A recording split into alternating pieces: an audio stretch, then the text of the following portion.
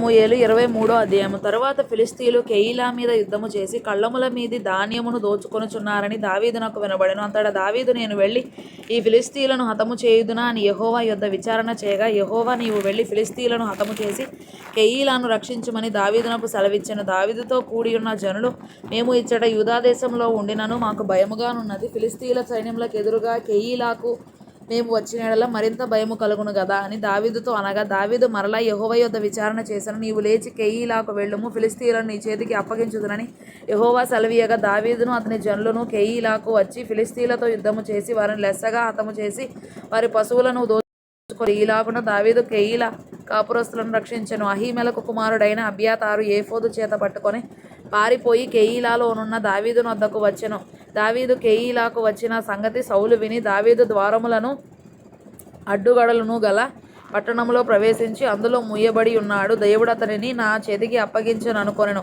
కాబట్టి సౌలు కెయీలాకు పోయి దావీదును అతని జనులను ముట్టడింపవలెనని జనులందరినీ యుద్ధమునకు పిలువనంపించెను. సౌలు తనకు కీడే ఉద్దేశించుచున్నాడని దావీదు ఎరిగి యాజకుడైన అబ్యాతారును ఏఫోదును తెమ్మనెను. అప్పుడు దావీదు, ఇశ్రాయేలీల దేవా యెహోవా, సౌలు కెయీలాకు వచ్చి నన్ను బట్టి పట్టణమును పాడు చేయను ఉద్దేశించుచున్నాడని నీ దాసుడనైన నాకు రూఢిగా తెలియబడి ఉన్నది. కెయీలా జనులు నన్ను అతని చేతికి అప్పగించుదురా? నీ దాసుడనైన నాకు వినబడినట్లు సౌలు దిగివచ్చునా? ఇశ్రాయేలీల దేవా యెహోవా, దయచేసి నీ దాసుడనైన నాకు దానిని తెలియజేయమని ప్రార్థింపగా అతడు దిగివచ్చునని యెహోవా సెలవిచ్చెను. కెయీలా జనులు నన్ను నా జనులను సౌలు చేతికి అప్పగించుదురా అని దావీదు మరలా మనవి చేయగా, యెహోవా, వారు నిన్ను అప్పగించుదురని సెలవిచ్చెను. అంతటా దావీదును దాదాపు 600 మంది అయిన అతని జనులను లేచి కెయీలాలో నుండి తరలి ఎక్కడికి పోగలరో అక్కడకు వెళ్ళిరి. దావీదు కెయీలాలో నుండి తప్పించుకొనిన సంగతి సౌలు విని వెళ్ళక మానెను. అయితే దావీదు అరణ్యములోని కొండస్థలముల యందును జీఫు అను అరణ్యమున ఒక పర్వతమందును నివాసము చేయుచుండెను. సౌలు అనుదినము అతని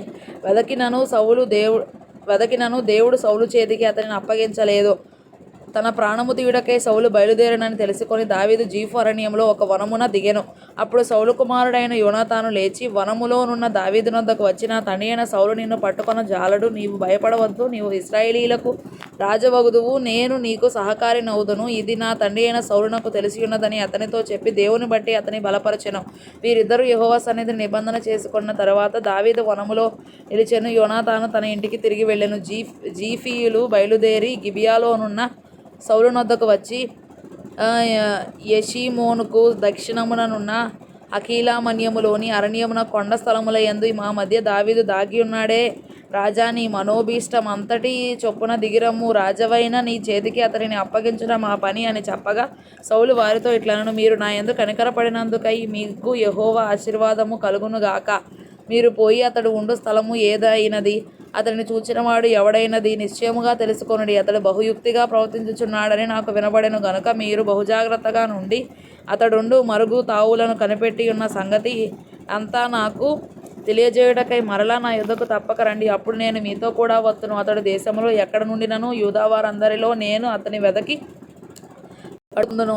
అంతటా వారు లేచి సౌలు కంటే ముందు జీఫునకు తిరిగి వెళ్ళిరి.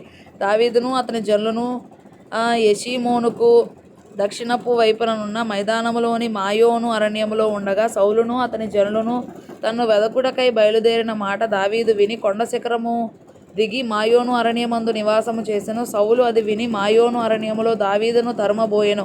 అయితే సౌలు పర్వతము ఈ తట్టునను దావీదును అతని జనులను పర్వతము ఆ తట్టునను పోవుచుండగా, దావీదు సౌలు దగ్గర నుండి తప్పించుకొని పోవలనని త్వరపడుచుండెను. సౌలును అతని జనులను దావీదును అతని జనులను పట్టుకొనవలెనని వారిని చుట్టుకొనుచుండిరి. ఇట్లుండగా దూత ఒకడు సౌలునొద్దకు వచ్చి, నీవు త్వరగా రమ్ము, ఫిలిష్తీయులు దండెత్తి వచ్చి దేశంలో చొరబడి ఉన్నారని చెప్పగా, సౌలు దావీదును తరుముట మాని వెనుకకు తిరిగి ఫిలిష్తీయులను ఎదుర్కొనబోయెను. కాబట్టి సెలహమ్మలెకోతు అనగా భయ విముక్తి శిల అని ఆ స్థలమునకు పేరు పెట్టబడెను. తరువాత దావీదు అక్కడ నుండి పోయి ఏన్గెదీకి వచ్చి కొండ స్థలములలో నివాసము చేయుచుండెను.